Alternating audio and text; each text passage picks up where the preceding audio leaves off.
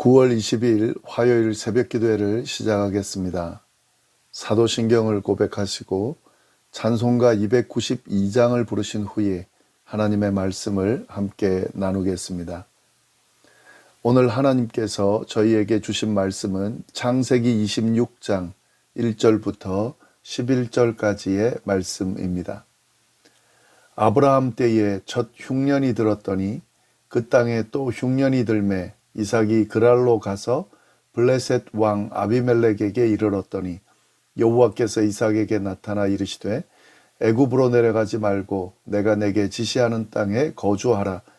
이 땅에 거류하면 내가 너와 함께 있어 내게 복을 주고 내가 이 모든 땅을 너와 내 자손에게 주리라.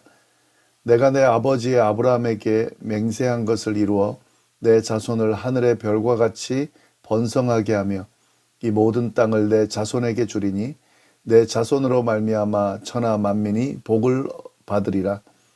이는 아브라함이 내 말을 순종하고 내 명령과 내 계명과 내 율로와 내 율례와 내 법도를 지켰음이라 하시니라. 이삭이 그랄에 거주하였더니 그곳 사람들이 그의 아내에 대하여 물으매 그가 말하기를 그는 내 누이라 하였으니 리브가는 보기에 아름다움으로 그곳 백성이 리브가로 말미암아 자기를 죽일까 하여 그는 내 아내라 하기를 두려워함이었더라. 이삭이 거기 오래 거주하였더니 이삭이 그의 아내 리브가를 꾀하는 것을 블레셋 왕 아비멜렉이 창으로 내다본지라. 이 아비멜렉이 이삭을 불러 이르되 그가 분명히 내 아내이거늘 어찌 내 누이라 하였느냐. 이삭이 그에게 대답하되 내 생각에 그로 말미암아 내가 죽게 될까 두려워하였음이로라. 아비멜렉이 이르되 내가 어찌 우리에게 이렇게 행하였느냐. 백성 중 하나가 내 아내와 동침할 뻔하였도다. 내가 죄를 우리에게 입혔으리라. 아비멜렉이 이에 모든 백성에게 명하여 이르되 이 사람이나 그의 아내를 범하는 자는 죽이리라 하였더라. 아멘. 창세기 26장은 이삭에 대한 내용을 담고 있습니다. 아브라함의 시대가 이제 가고 이삭의 시대가 오게 되었는데 그 내용이 26장에 기록되어 있습니다. 그중 한 부분이 바로 오늘 본문입니다. 오늘 본문을 보면 이삭이 하나님의 명령을 잘 순종하는 모습을 볼 수가 있고요. 또한 그의 연약함도 동시에 볼 수가 있습니다. 그 내용을 한번 보도록 하겠습니다.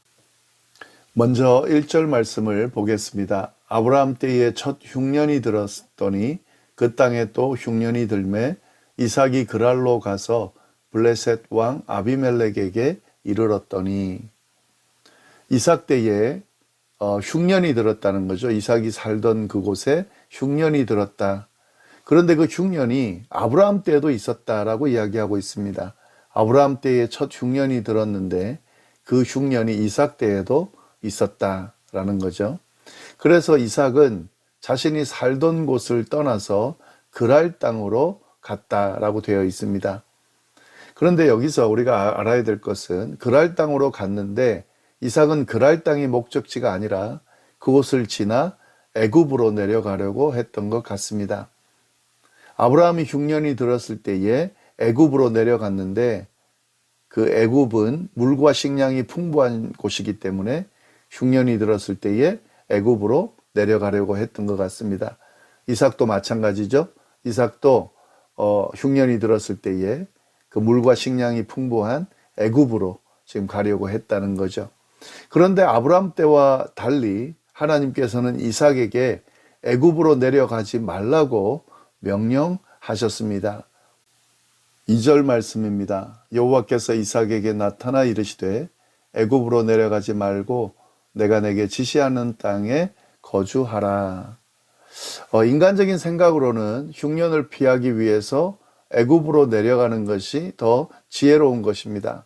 그러나 하나님은 애굽으로 내려가지 말고 당신이 지시한 땅, 지금 이삭이 있는 땅이죠. 지금 머물고 있는 그랄 땅에 그냥 머물러 있으라고 명령을 하셨습니다. 이러한 하나님의 명령에 이삭은 어떻게 했을까요? 이삭은 그 하나님의 명령에 순종했습니다. 그는 애굽으로 내려가지 않고 그랄 땅에 머물러 살았습니다. 지금 사실은 애굽으로 내려가는 게 인간적으로는 지금의 어려움을 극복하기 위한 방법이 되겠죠.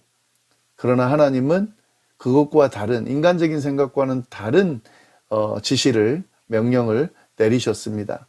그리고 그 명령을 이삭은 잘 순종했다는 거죠. 이처럼 이삭은 하나님의 명령에 순종하는 사람이었습니다. 혹 이해할 수 없고 또 인간적인 생각과 다르다 할지라도 그것이 하나님의 명령이라면 그 하나님의 명령에 전적으로 순종하던 사람이 바로 이삭이었습니다. 하나님의 명령에 순종한 이삭에게 하나님께서는 아버지인 아브라함에게 하셨던 약속을 동일하게 이삭에게도 해주시는데요. 3절 4절 말씀입니다. 이 땅에 거류하면 내가 너와 함께 있어 내게 복을 주고 내가 이 모든 땅을 너와 내 자손에게 주리라. 내가 내 아버지 아브라함에게 맹세한 것을 이루어 내 자손을 하늘의 별과 같이 번성하게 하여 이 모든 땅을 내 자손에게 주리니 내 자손으로 말미암아 천하 만민이 복을 받으리라. 이 땅에 거류하면, 다시 말하면 애굽으로 내려가지 않으면, 다시 말해 하나님의 말씀에 순종하면 이런 뜻이죠. 인간적인 생각으로 애굽에 내려가는 것이 훨씬 좋다고 생각할지 모르겠지만 하나님께서는 애굽으로 내려가지 말라고 하시면서 만약에 애굽으로 내려가지 않으면, 다시 말해 하나님의 말씀에 순종하게 되면 이삭과 함께 하시고 이삭에게 복을 주어 머물고 있는 모든 땅을 이삭과 그의 자손에게 주겠다고 약속을 해주시고 계십니다. 그리고 그 자손이, 이삭의 자손이 하늘의 별과 같이 번성하게 하고 모든 땅을 그 자손에게 주고 이삭의 자손으로 말미암아 천하 만민이 복을 받는 이런 축복을 주시겠다고 말씀하셨습니다. 결국 이 말은 뭐냐면 아브라함에게 약속하셨던 그 모든 것을 아들 이삭에게도 이어서 이루게 해 주시겠다는 그런 약속의 말씀인 거죠. 하나님께서는 지금 이삭을 놓고 큰 계획을 가지고 계시죠. 아브라함에게 주었던 그 축복이 이삭을 통해서 흘러갈 수 있도록 지금 계획하고 계신데, 근데 그 조건이 뭐냐면 애굽으로 내려가지 않는 겁니다. 다시 말해 세상적인 생각과 세상적인 흐름에 휩쓸리지 않는 것이 바로 조건입니다. 그렇게 하지 않으면 하나님께서 주시는 축복을 받아 누릴 수 있다고 이삭에게 말씀해 주십니다. 여기서 우리는 하나님의 축복이 자녀들과 자손들에게 흘러간다는 것을 우리가 잘 볼 수 있는데요. 하나님의 약속은 이 내 때에 끝나는 게 아닙니다. 그 약속은 자신의 대를 넘어 후손들에게까지 이어지게 됩니다. 아브라함 때의 그 하나님의 약속이, 축복이 끝나는 게 아니었죠. 이삭에게도 그대로 흘러가고 있죠. 이삭에게만 흘러가겠습니까? 그의 아들 야곱을 통해서 또 흘러가게 되겠죠. 이것이 하나님의 축복이 갖고 있는 특성이고 하나님의 축복을 받은 사람들의 어떤 모습이다 하는 거죠. 그런데 여기서 중요한 것이 있습니다. 이러한 축복은 아브라함으로부터 이삭, 이삭으로부터 야곱까지 이렇게 흐르는데요. 근데 여기서 중요한 것은 이 축복이 하나님의 명령을 잘 지키고 순종할 때 허락된다는 사실, 그 사실을 우리가 잊어버리면 안 됩니다. 아브라함이 하나님의 말씀에 순종하고 그의 명령을 지켜서 그러한 축복을 받았다고 분명히 이야기하면서 그런 것처럼 이삭도 하나님의 말씀에 순종하게 되면 그 축복이 이어지게 된다는 것을 성경은 분명하게 이야기하고 있습니다. 이것은 우리도 마찬가지죠. 하나님의 말씀에 순종할 때에 하나님께서 하신 그 명령을 전적으로 순종하고 따를 때에 하나님이 허락하신 축복을 받아 누릴 수 있다는 사실을 우리가 잊으면 안 됩니다. 하나님의 말씀, 하나님의 명령에 관심도 없고 순종하지도 않고 그러면서 하나님이 주신 축복은 받아 누리겠다라고 생각하는 사람들, 그렇게 덤벼드는 사람들이 있는데 그것은 잘못된 겁니다. 그렇게 받을 수가 없습니다. 성경은 분명하게 이야기하고 있습니다. 예, 이처럼 하나님의 말씀에 순종하고 또 아버지의 축복을 이어받은 이삭의 모습을 보여주는데, 그런데 이런 이삭도 연약한 모습이 있다는 사실을 오늘 본문이 드러내주고 있습니다. 오늘 본문을 보면요, 아버지 아브라함이 했던 실수를 이삭도 동일하게 하고 있는데 7절 말씀을 좀 보겠습니다. 그곳 사람들이 그의 아내에 대하여 물음에 그가 말하기를 그는 내 누이라 하였으니 리브가는 보기에 아리따움으로 그곳 백성이 리브가로 말미암아 자기를 죽일까 하여 그는 내 아내라 하기를 두려워함이었더라.